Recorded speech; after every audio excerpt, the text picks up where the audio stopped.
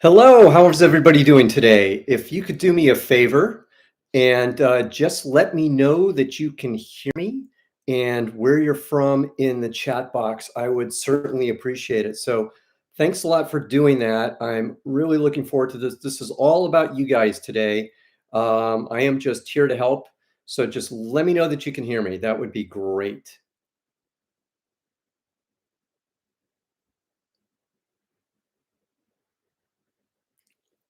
Okay. Hey, Jonathan, good to see you. Okay, great. So we have people who can hear. We have a pretty small group, it looks like right now. So let me, while we wait for the audience to build, let me tell you just a little bit about myself. Good, nice to see you, Juan. And I will tell you a little bit about myself, and then we'll get started with all your questions. By the way, if you have questions, just put them in the chat box, and I will be happy to answer them for you. And let's get started. Let me just tell you a little bit about myself as I look down at my notes. I've built several businesses from zero to over $100 million per year in revenue. I've been coaching executives and CEOs now for over 20 years. Move that over. I'm a top writer on Quora and Medium with over, blows my mind, I think it's 53 million views to date or some crazy number like that. And I've been published in Forbes, the Huffington Post, the Observer, Apple News, Inc. magazine, just to name a few. And I'm also the author of a book called Learn How to Take a Punch also. So that's a little bit of a background about me. And if you guys could also do me a favor, if you haven't already, do me a favor, please, and subscribe to my channel. That would really help me out a lot. And with that, I'm going to get started and start answering questions. I have a whole stack of them right here. So I'm just going to go through them and answer them one by one, since the goal here was to answer your questions today live here on YouTube. So anyways, I'm going to go ahead and just go ahead and answer questions. And if you have any you want to add, as I said, just put them into the chat box and I will be happy to help. So with this, I am going to get started. And these are very good questions. I really love the questions, by the way, that I got. So thank you all very much for this. So the first question on my list is, am I too old to get funded? I'm currently 48 years old, and from what I read, funding appears to favor the young, trendy entrepreneurs. Okay, well, I have good news for all of you that are over 30, in this case, over 40. Do you know what the average age of a successful entrepreneur is? Successful funded entrepreneur. It's over 40. I think it's around 42, actually, 42 years old. So are you too old at 48? Hell no. You're doing just fine. When I started my company, I was in my 40s. 40 is fine, because the beautiful thing about being 40 years old, being over 40, is that you have tons of experience. And because you have tons of experience, you've learned how to recover from your mistakes. You know what to do, you know what not to do. It's a much better way to be. So that's what helps you when you're over 40, is that you've got all this experience that you can lean on, and that investors appreciate. Now, there are some industries where experience counts more than others. For example, established industries. That's where experience really counts more than other industries, because in an established industry where the experience that you build up helps you, for example, in the world that I came from, of semiconductors, that's a very established business. If I tried to start a company in my 20s in that business, I would have fallen on my face. So you need that experience sometimes, and investors appreciate it. So no, you're not too old. Now, on the flip side of this, one industries favor the young. Well, those would be up and coming industries. For example, back in the day of social media, when that was getting started, if you're trying to build a company in a new category, well, does experience really matter? Probably not as much. So that's where Your experience isn't going to help you. So use this as a guide. I hope that helps. So as I said, if you like today's video, hit that like button. That would be fantastic. And if you haven't already subscribed to my channel, please hit the subscribe button as well. And if you have any questions for me, please just put them in the chat box and I'll get to them at some point in today's discussion. All right, our next question. Actually, I'm going to take a sip of water. So give me one more second. All right, our next question. What is the best way for an early pre-funding startup searching for a CEO to find ideal candidates who have been there and done that? Okay, let me answer this one. Then there's a follow-up question. I think, first of all, my question to anybody, whenever they're starting a business and they're looking to replace themselves already, is why not you? That would be my first question is why not you? Why shouldn't you be the CEO? Why shouldn't you be that person starting the company rather than thinking that somebody else is going to come in and help you build the company? This is going to get to my answer about how do you find this person, because I think my answer is it's very, very, very difficult for a company just getting started. If you're the technology person and you're looking for a CEO to help you, I think that's a really, really tough sell. It's a really tough sell to do that because think about it this way. Why is some experienced person going to join your startup right at the beginning? So it's really tough to do this. So let's say though that you have to find this person because you just know you're not capable of running the business. Well, then it goes back to how do you find anything in life? You network, network, and network some more. So I would get in the habit. This is true, by the way, if you're looking for funding as well, which would probably be another question that comes up somewhere in this list, of answering the question this way. I would come back and look at it and say, okay, I would ask every single person that I knew, do you know anybody that can help me grow this business?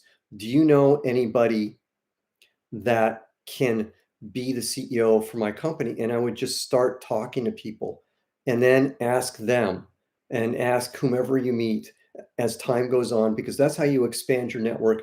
That's going to be the most likely way that you're going to be successful.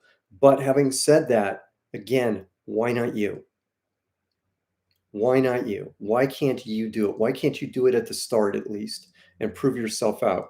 I remember I met this fellow, I'm not going to tell you his name, and I've ended up working with him. And he came to me and I was introduced by a mutual friend. And he asked me when he came to me and he said, hey, um, would you like to be CEO of my company? And I said, why not you? Why can't you be the CEO of this company? Why can't you do it? Because I think you're better equipped to do it than I am because it was in his technology sweet spot. He understood it. He didn't seem like he was incapable of doing it. And do you know what that company is now worth? It's worth $4 billion now. So why not you? That's my answer. So the second question is, would you recommend going after funding first or acquiring a CEO first? Okay, the funding question is a more complicated question.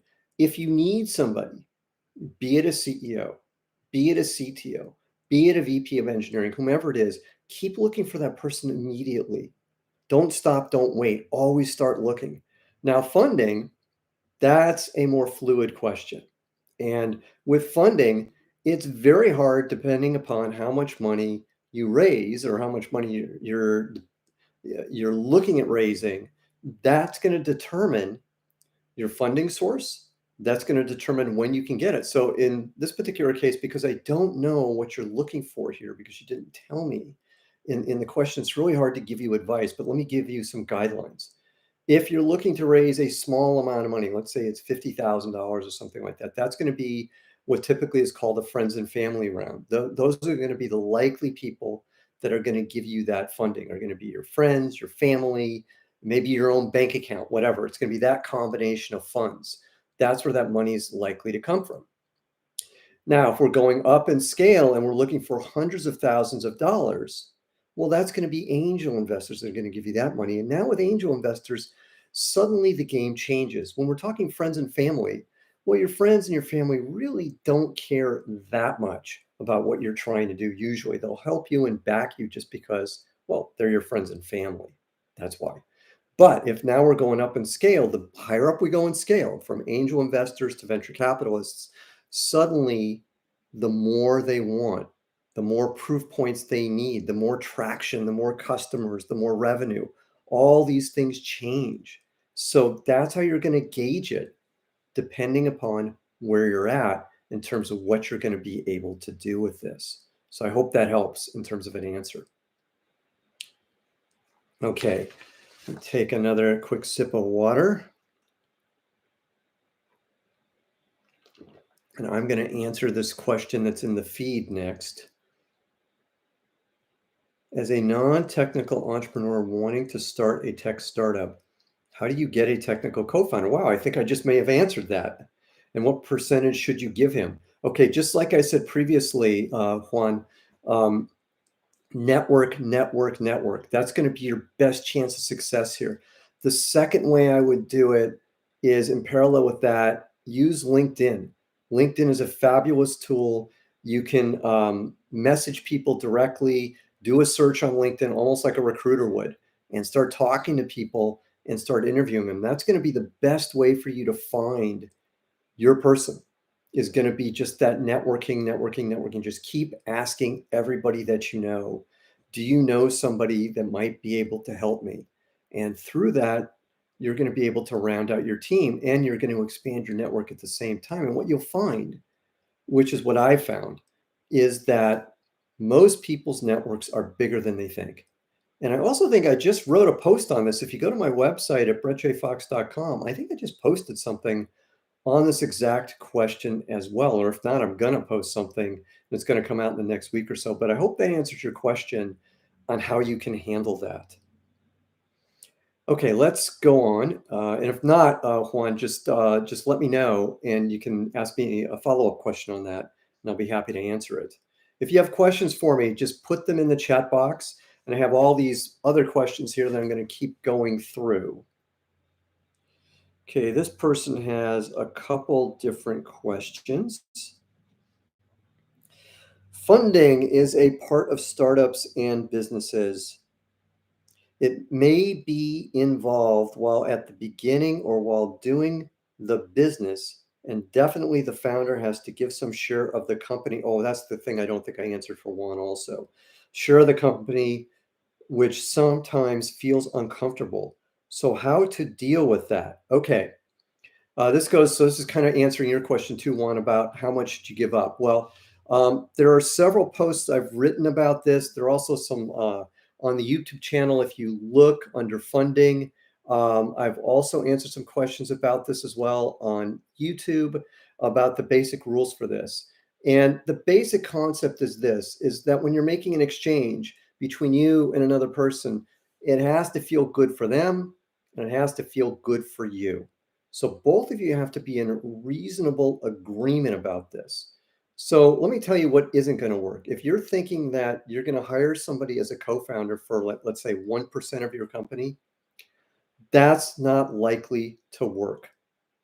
That's not likely going to be, the avenue for success is going to be, thinking somebody's going to join you for that measly 1%. You're going to have to give up, especially if it's pre-funding, a reasonable chunk of the company. Probably something, and I'm going to go into some secondary things that I think you need to do as well. So, probably in the range of, let's say, 20 to 50%, depending upon the person, depending upon their experience. And it's going to have to feel good for them and feel good for you. That's the general rule. If it doesn't, and there's a lot of just too much negotiation over this point, then probably that's a red flag that that person isn't right for you. That's what I would say, just as a basic rule.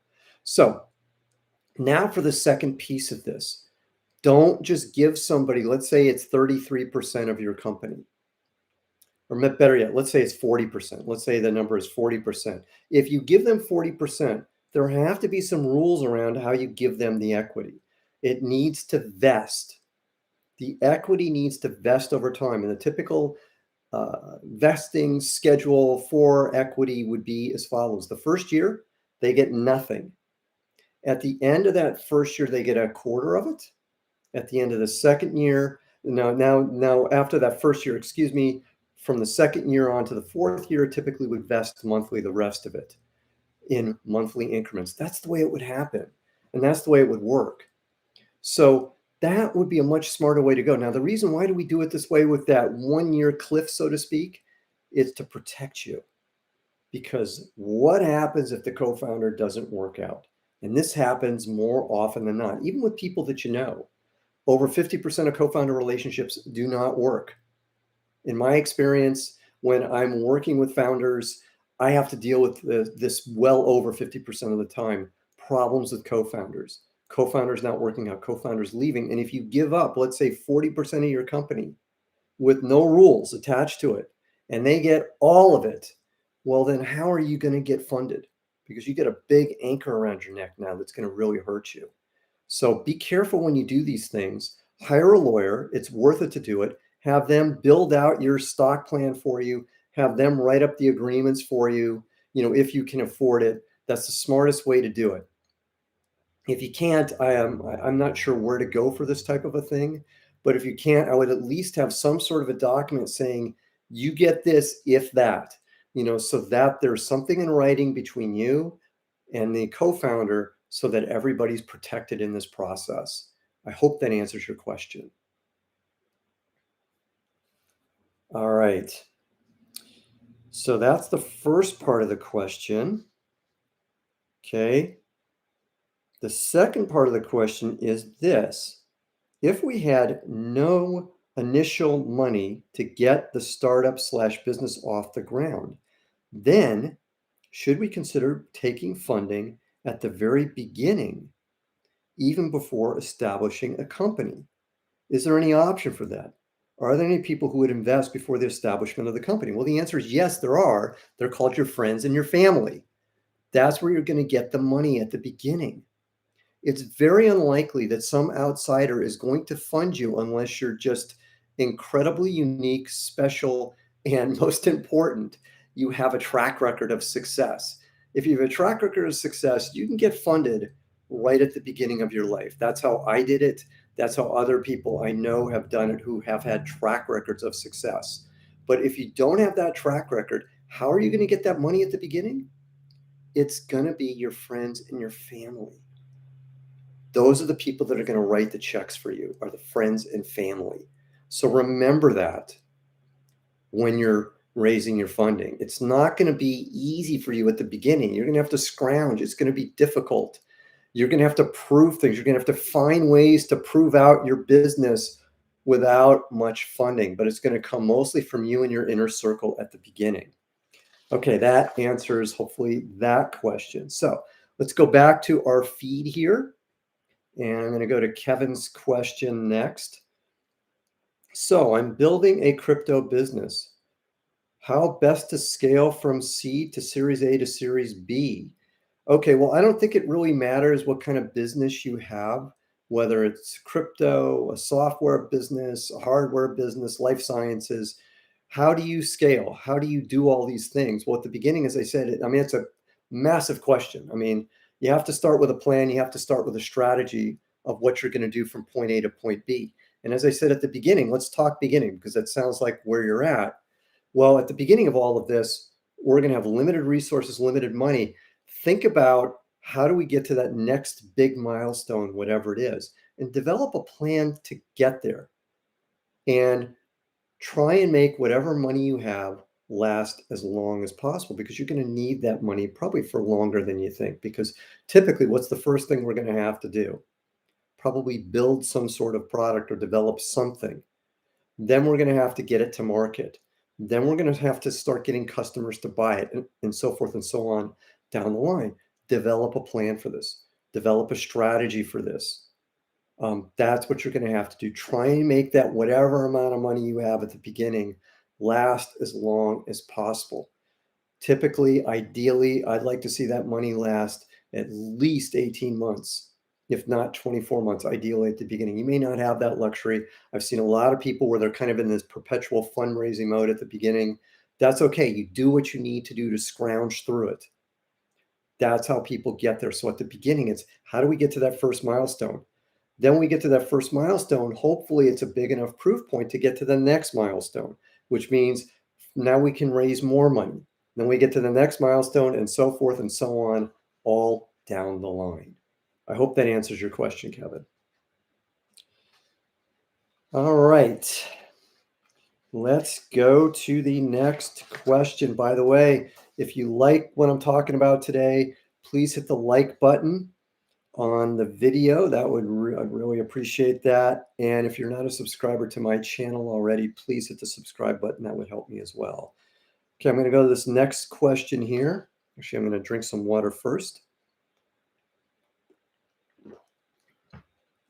Okay. Oh, so a repeat question again about cryptocurrency and blockchain technology. A lot of you guys are doing crypto. What would be my best funding strategy that you would recommend? I think I just answered that one. So I'm going to move on to the next question because we just talked about that. So let's go to this one. This is a great question. Do early stage or late stage tech startups need a board of directors? And if so, generally how big and how much compensation? Well, let me answer this one really easily. When you're at the beginning, let's say you're just starting and you do not have any investors, it's just you. Make your life easy, make your life simple. Do not have a board of directors, except if you're in the United States and you have a C Corp, make it a one-man board. And you can do this, and that one-man board should be you. Because what is your board going to do at the beginning of life? It's just going to cause you problems. It's just going to cause you extra issues. And of all the things I did when I started my company, one of the smartest things I did was not have a board at the beginning of life, just me, because there's no point. What are you going to do? And what you're going to find, even as your company progresses, is that boards of directors are highly, highly, highly overrated. Highly overrated. So as long as you can, until you have professional money in your company, try not to have a board. You don't need it. If you want a board of advisors, fine, go for that. But those people, that's not a board of directors. A board of directors has the ability to fire you. Typically, if you look at the articles that the board's going to be under, you don't want that. You don't need that. Keep your life simple. So just make it that one-man board at the beginning of just you. That's all you need. Don't make it crazy. It's just going to drive you insane. So now let's say that you've progressed and you've gotten funding and you need to have a board. Keep it as small as possible. That would be my recommendation. At the beginning, it'll probably be typically a 5-man board, typically at the beginning of life, or a 3-man board, something like that. Now, how do you compensate these people? No cash. Typically, they do not get cash for a startup, typically just equity. And the typical going rate is around 0.5% over 4 years.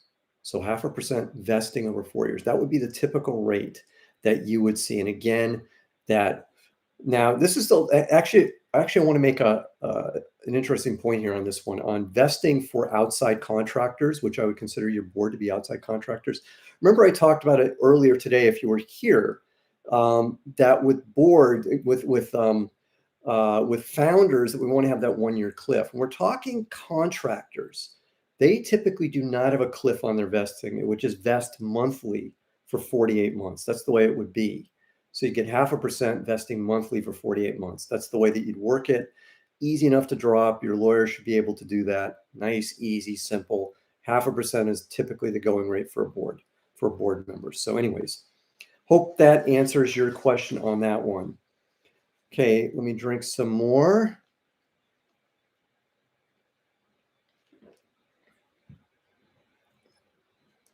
All right. And I'm going to go to Jay's question next in the chat. We have protos built for sports. Think Go where GoPro can't go. Okay, that's interesting. We started A priced seed round 5 months uh, ago, I think. Investors struggling with valuation. So now we're planning to do a safe note instead. Thoughts? 100% correct. 1,000% agree with this. This is the challenge with early stage rounds. That's the beauty of safe notes. For anybody here that's not familiar, safe notes, you can go to Y Combinator's website. You can download it. It's very, very well known. And most people in early stage rounds are using safe notes for the exact reason you bring up, because essentially it kicks the can down the road in terms of valuation, and it protects you, it protects the investors, and it gives them essentially a discount on the next round of valuation, typically 20, 25%, maybe even 30% discount, depending upon what you agree upon. And also there's some sort of cap on the valuation as well. So those are the typical things that you would do in a safe note. Use a safe note, 1,000% agreement on that. Hope that answers your question. All right, let's see. Next question. All right. Got a few more here to go. I have a solo SaaS business with a few happy customers. The key word here is solo. Working very long hours. I think I can grow up myself to the point where it's highly profitable and I can hire employees to help. It's great that I have that option, but should I instead be trying to find investors or self-funded co-founders so I can grow the team and the business much faster? Okay, let's answer that piece first. This is a very long question this fellow wrote here. So, what's the best way to do this? It's very difficult if you are a one-man business to find investors for that one-man business. So it's kind of almost like a cart comes before the horse. Which one comes first? So you're going to need people working with you, I believe, unless again you're that special person. And I'm going to caveat this just a little bit. If you have that track record, then you can find investors. But if you don't have the track record, then you're going to need a team around you in order to find those investors. So I think what you're going to need first is you're going to need to hire people at some point. And when should you hire people? When you need them. People always will do this thing where they'll let the needs of the investment drive the planning for the team and everything else. And I'm kind of against that. And I'm going to explain why. I think it gets you into all sorts of trouble when you do it that way, because run the company the right way, and naturally you're going to do the right things for the company. And that's what worries me, actually, is that when you see these types of things happen, you see people make decisions based on, I think I need this for an investment, and they drive the company in the wrong way. Don't do that. As soon as you need people, find them. If you need co-founders, find them. Go after them. Look for them. Now, by the way, there's another interesting point this person said about co-founders funding. That is not a prerequisite. In fact, sometimes you're much better off without having co-founders fund your business and be investors in your business at the same time. Because guess what? When they're investors, they're going to own equity even when they leave the company, in all likelihood, if you do it right. So it can get really complicated. So sometimes you're better off if you can find a co-founder. Great, go find the co-founder to help you, regardless of whether or not they want to invest in the company. And if they do, you've got to figure out what to do on the investment side. I have some articles on this on my website at brettjfox.com, which you can read on this exact subject of how you divide up the equity between the funding piece and the equity you get as an investor, which is what you're doing when you invest in your company, and the equity you get as a founder. Those are two separate things. So I have a nice article on that I wrote. So I hope that helps you on that particular subject. Okay, and then we have, I'm going to go back to the feed. All right. Okay, back to Kevin's question. Following up, we have early traction, got $100,000. I'm believing that's investment, and are looking to wrap up the product by the end of the month. Okay, very cool. Good for you. That's fantastic. Well done. I don't know what the question is there, but that sounds really cool. Well done. Okay, I'm going to go to Francis's question next in the feed. If you have a question for me, just please put it in the chat box. I'll be happy to answer it. And if you want to like today's video, that would be great. And if you haven't subscribed yet to my channel, that would be great as well. So let's see. For Francis, we have when developing our alpha beta product, how can I show validation of core assumptions in lieu of traction?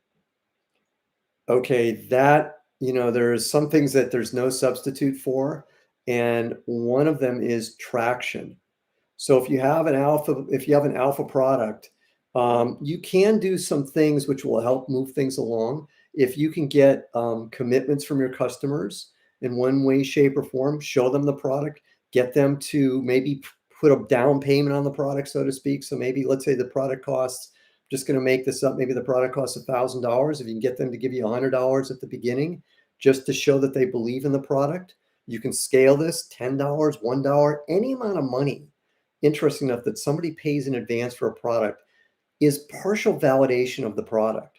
So you can do things like this because once people have to open up their checkbook, pay you, give you that credit card number, whatever it is, that shows that they believe in it.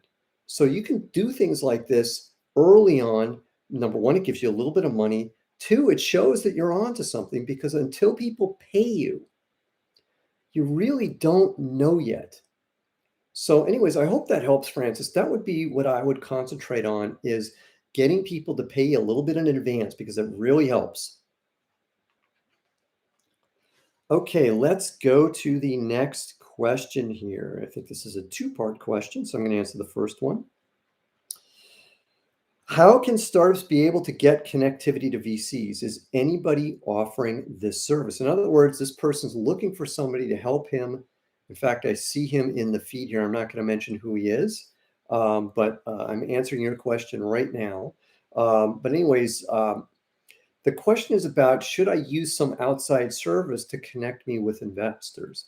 And I would say this: buyer beware. And the reason why I say buyer beware is there are a lot of charlatans out there that will steal your money and make you uninvestable by using an outside service. Be really, really, really careful. These people are called brokers. Most investors hate them because typically what do they want? They want a chunk of your company or a large fee or both. And investors hate them. And it can make you uninvestable when you do this. So I would be, as I talked about earlier, what's the ways you can do this? Cold emails work. I've written many articles on cold emails. They'll work. In fact, I think I just posted something on this. I can't remember whether it's on Quora or on my website, but one of the two on cold emails. On my website, I definitely have articles on cold emails. You can search for them. There's a search function on the website. Look for that. If that doesn't work, use LinkedIn. LinkedIn is great for these types of things. You can look for investors. That's another way to make contacts. And what's the third way? The best way is network, network, network. Get in the habit of asking every single person you meet, do you know anybody that can help me with the investment? Do you know anybody, any good engineers that can help me? Whatever you're looking for, ask people, ask every single person, because one person leads to the next person, which leads to the next person. And that's going to be the best way for you to get funding, is those warm introductions of people that know somebody who vouch for you and will get you in the door. And anybody can build up a network. When I started raising money, I had no network, but I built up my network pretty fast using this exact strategy. It works. Okay, I'm going to answer, before I answer this person's second question, because Francis has a follow-up question, which is perfect to this one. Do VCs even look at cold call emails? Absolutely. Absolutely. So I've talked a lot about my story of how hard it was for us to find investors for our company, because we were raising money during this horrific period of time when It was really hard to raise money, the Great Recession. And one of the tactics that I used was cold emails. And I've written about how to do this. As I said, you can find this and it works. It's not the best way, but absolutely people read their emails. And I know this because I've done it.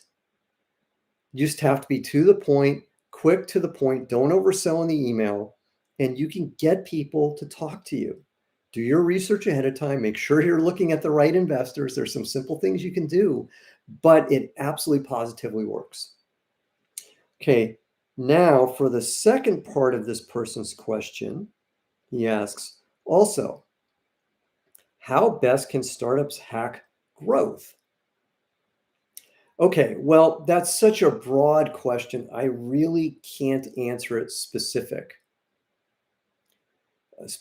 excuse me. So the way to do this, though, in terms of growth hacking, let me give you the best book that I know of, and you can use this as a guide. It's called Traction by Gabriel Weinberg, and it's a great read. You can read it in probably a weekend.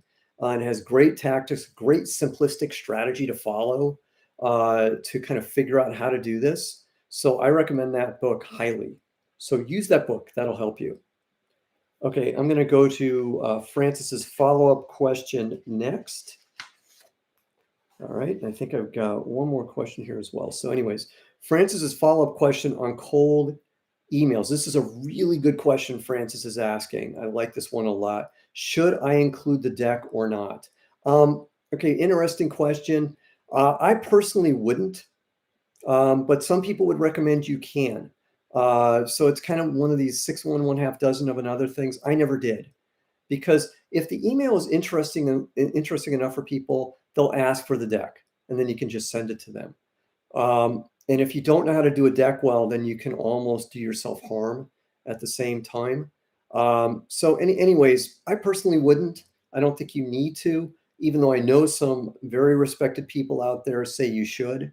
So there you go. You got my advice. There are other people's advice. Do what you think is best. If you do put a deck in there, make sure it's not 50 slides of a deck. Make sure it's very quick. Because if it's going to be so much for me to look at as an investor, then I'm just going to move on to the next thing because it's just too much trouble for me. So I hope that helps. Again, I got one more question here. And if you have any more questions for me, put them in the chat box. If you've liked today's live stream, then please hit the like button on it. Certainly appreciate that. If you're not a subscriber already, please subscribe to this channel. Okay, this is a really good question. I don't think I've ever gotten this question before, but I think it's really good. And this person writes, when should a tech startup start? That's what got me a little bit there. When should a tech startup start a physical office? Okay, well, there are huge benefits of being in the same building as people. Now, I know with COVID, everybody's been working from home and stuff like that. And we have Slack, which really helps us. We have Zoom, which really helps us. My God, we even have YouTube, which really helps us. We've got all these tools out there, which make it a lot easier and a lot better to communicate than it used to be when we weren't in the same building. But I'm going to tell you about one of my one-on-one coaching clients who's based primarily, he kind of commutes between here in the United States and India, and his team is based in India. And now he's back in India. And he was telling me a couple days ago, he said to me, you know what?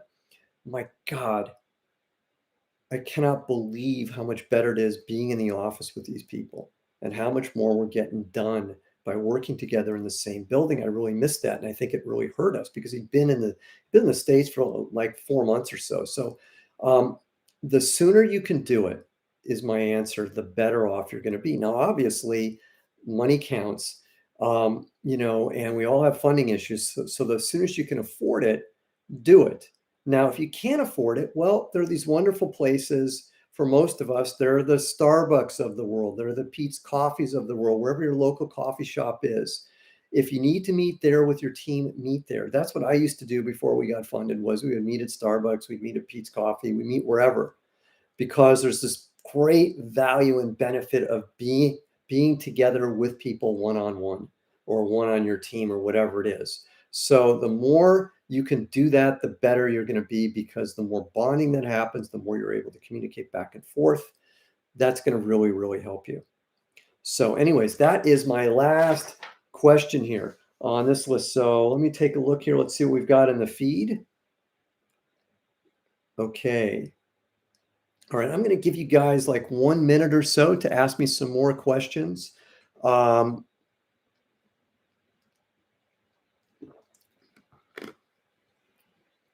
I want to say thank you to everybody in advance of me signing off. I really appreciate it. I've really enjoyed this. It's a lot of fun. If you like this and you want me to do this as a regular thing, maybe once a month or once every 2 months or something like that, I'd be happy to do it. Just let me know again. If you like it, you can either email me, or you can just put it in the chat box. Hey, I really like today's discussion a lot. That's really helpful to me. Also, again, if you've liked today's live stream, then please hit the like button. And if you haven't subscribed already, please subscribe to this channel. All right. Okay. One last call for questions. Any questions you have, please put them in the chat box. Okay. I'm going to thank you, Francis. I appreciate that. I'm going to give you guys another 50 seconds when we get to what I have on my end here. The 42-minute mark will end today's session unless. Okay, great. We have another question here. Very cool. What is some of your advice on getting LOIs versus signed contracts to show traction? Contracts are better than LOIs. LOIs are okay, but again, get the money. The more closer you are to money, the more it's going to register on the other side of things, because investors are really smart people. They know that LOIs can be broken quite easily. They're just a letter of intent. That's it. But if you have a contract, and as part of the contract, there's a payment schedule, and that first payment is due in a week, and you get that money in the bank, that's going to help you. The more people, when they have to give you even $1, that really helps you. It's a super smart way to go. Hope that answers your question. Okay, strategic partnerships as a source of funding. Absolutely, those are great. If you can find people to partner with, super good to do. Sometimes you can look for people in adjacent businesses to yours as funders. I did this actually in my B round of funding. We had a company in an adjacent business, public company. There were what are called strategic investors, and they invested in the company. Those work really well as part of a team. So yeah, absolutely, you can do that. All right. Excuse me. Any more questions? Any more questions? Put them in the chat box. I will give you another 30 seconds. Let's say another 30 seconds for questions. Any questions would be great. Oh, wow. Some of my favorite books. Okay. Well, I'm going to start with my favorite book of all. There, I guess you can see that. That's my book, Learn How to Take a Punch. That's a fantastic book. At least I think it's a fantastic book. So that's a great book on startups and the startup life and everything about it. Some other ones that come to mind, and I'm going to be doing this off the top of my head. I think it's the 21 Immutable Laws of Marketing by Rise and Trout. Great marketing book. It's a fantastic marketing book. Really, really like it a lot. So highly recommend that one. Let's see. There's Clayton Christensen's book. The late Clayton Christensen wrote a fabulous book called The Innovator's Dilemma. That's a great book to read, all about a very contrarian way of thinking about markets and how to attack businesses and go after things in a really unique and different way, which is a really smart way to go for startups. Those are a few that pop into my mind right off the top of my head.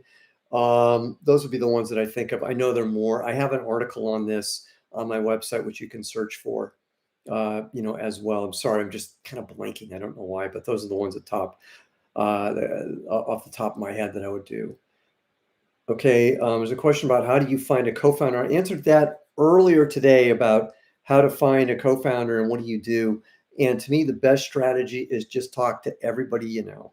Network, network, and say, hey, look, I'm looking for a co-founder.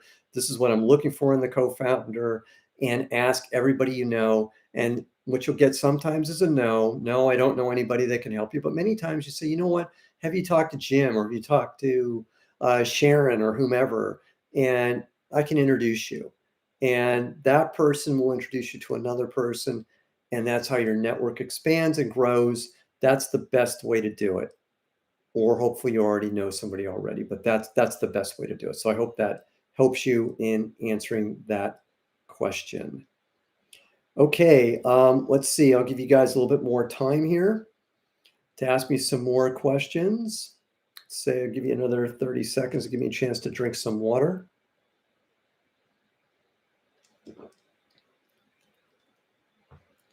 Okay, we have Jay's question.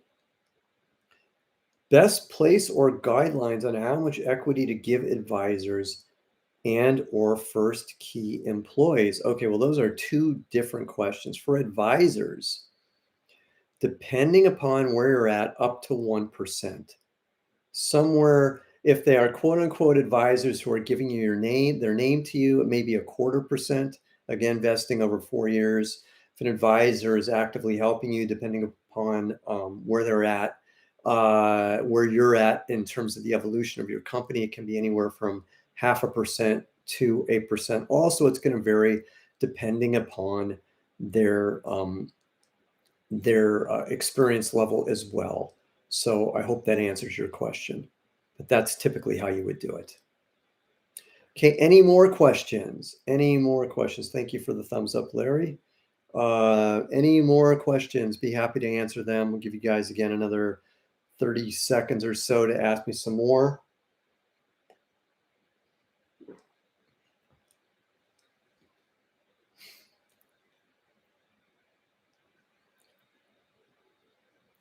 Okay. All right. All right. Very good. Okay. Well, thank you all very, very much. Again, one more time. If you've liked today's live stream, then please press the like button, and please subscribe also to my channel as well. Really appreciate that. All right. Thank you very much, Brooke. I appreciate it. Very cool. All right. Well, thank you all very, very much. Thanks again. Take care. Have a great, great weekend. All right. Bye, everybody. Take care.